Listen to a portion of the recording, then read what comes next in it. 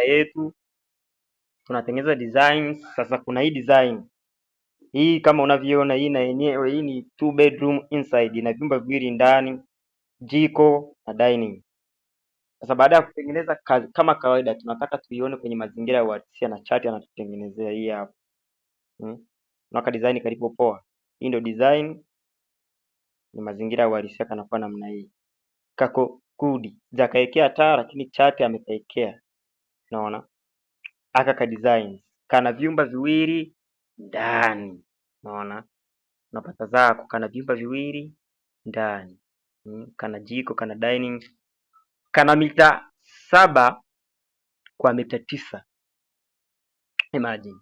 Na vyumba ni vikubwa.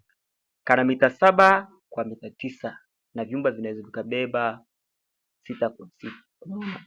Baada ya kutengeneza chati anatufanyia maneno kama hivi. Sasa ukitaka design hii tucheki MyMK Art. Tunakutengenezea fit kabisa.